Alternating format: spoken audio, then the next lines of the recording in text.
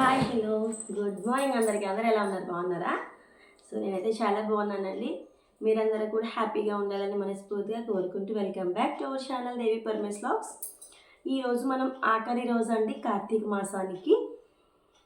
కార్తీక పురాణంలో 30వ అధ్యాయం కోసం తెలుసుకుందాం. కార్తీక వ్రత మహిమ ఫలశ్రుతి.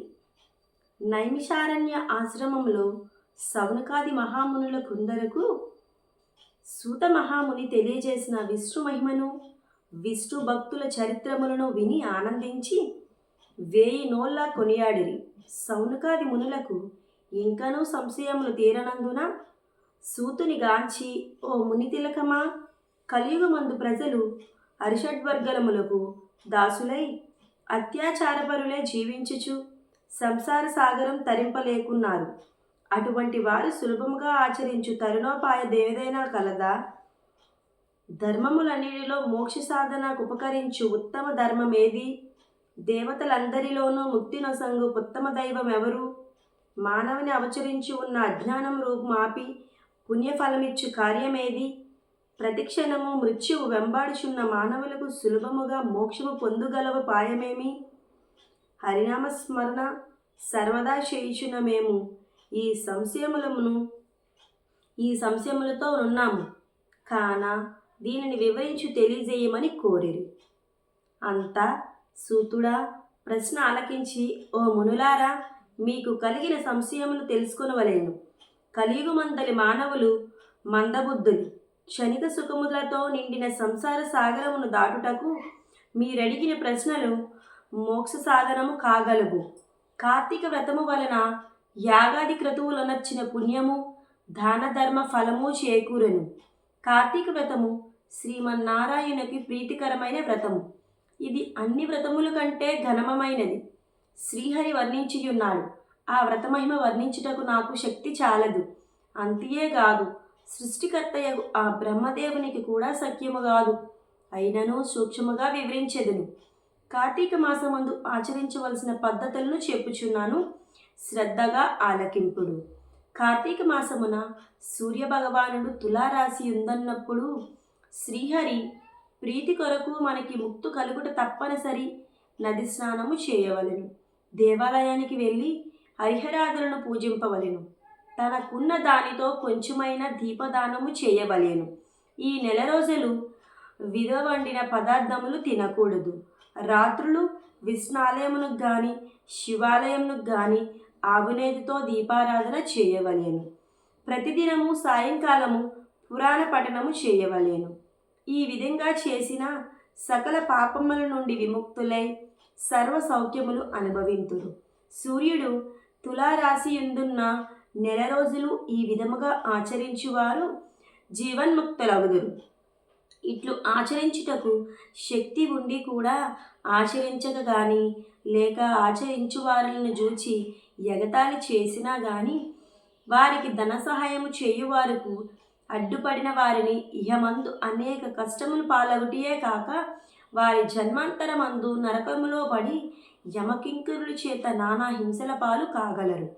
అంతేగాక అట్టివారు 100 జన్మల వరకు చండాలాది హీన జన్మలెత్తుదురు.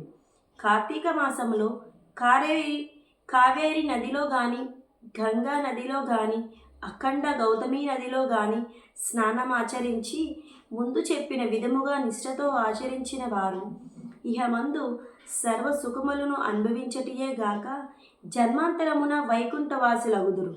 సంవత్సరంలో వచ్చే అన్ని మాసముల కన్నా కార్తీక మాసము ఉత్తమమైనదిగా చెప్పుకోవచ్చు. అధిక ఫలదాయకమైనది, హరిహరాదులు ప్రీతికరమైనది కనుక కార్తీక మాస వ్రతము వలన జన్మ జన్మల నుండి వారలకు ఉన్న సకల పాపములు హరించి మరు జన్మ లేక వైకుంఠమందలగురు. పుణ్యాత్ములకు మాత్రమే ఈ వ్రతం ఆచరించవలెనడి కోరిక పుట్టెను. దుష్టులకు, దుర్మార్గులకు, పాపాత్ములకు కార్తీక మాసమన్న, కార్తీక వ్రతమన్న ఏవగింపు అసస్యము కలెను. కావున ప్రతి మానవుడు ఈ పరమ సత్యమును గ్రహించి ఇటువంటి పుణ్యకాలమును చేతులారా విడవక ఆచరింపవలెను. ఇటులు నెల రోజులా చేయలేని వారలు కార్తీక శుద్ధ పౌర్ణమి నాడు అయినను తన శక్తి కొలది వ్రతం ఆచరించి పురాణ శ్రవణము చేసి జాగరణము ఉండి మరునాడు ఒక బ్రాహ్మణునికి భోజనం ఇడిచినచో నెల రోజు చేసిన ఫలముతో సమాన ఫలము కలుగును. ఈ మాసములో ధనము, ధాన్యము, బంగారము, గృహము, కన్యాదానములు చేసినచో ఎప్పటికీ తరిగిన పుణ్యము లభించును. నెల రోజులు ధనవంతుడైనను బీదవాడైనను మరెవ్వరునైనను సరే సదా హరినామస్మరణ చేయుచు పురాణములు వింటూ పుణ్యతీర్థములను సేవిస్తూ దాన ధర్మములు చేయుచున్న ఎడల వారికి పుణ్యలోకమబ్బును. ఈ కథను చదివిన వారికి వినిన వారికి శ్రీమన్నారాయణుడు సకలైశ్వర్యములు ఇచ్చి వైకుంఠ ప్రాప్తి కలుగచేయును. త్రింశధ్యాయము 30వ రోజు ఆఖరి రోజు పారాయణము సమాప్తమండి. ఓం సర్వేషం స్వస్తిర్భవత్తు.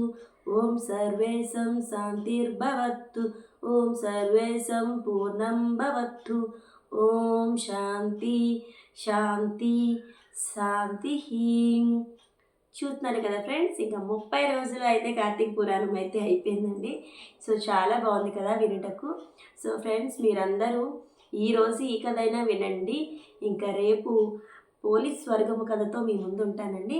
ఇంకా 30 రోజులు చాలా బాగా అయిపోయినాయి, చాలా ఈజీగా తొందరగా గడిచిపోయినాయండి. సో ఫ్రెండ్స్, మీరందరూ ఫస్ట్ టైం కనుక నా వీడియో చూసినట్లయితే లైక్ ఇచ్చి సపోర్ట్ చేయండి. మీరు ఇచ్చే ఒక లైక్ వల్ల నా వీడియో మరి కొంచెం మందికి షేర్ అవుతుంది. సో తప్పకుండా లైక్ ఇచ్చి సపోర్ట్ చేస్తారని అనుకుంటున్నాను. అలానే ఎవరైనా సబ్స్క్రైబ్ చేయలేని వాళ్ళు ఫస్ట్ ఆఫ్ ఆల్ సబ్స్క్రైబ్ చేసి ఆ పక్కనే ఉన్న బెల్ ఐకాన్ క్లిక్ చేయండి. ఇక నా వీడియోస్ అన్నీ మీకు నోటిఫికేషన్ రూపంలో వస్తాయి.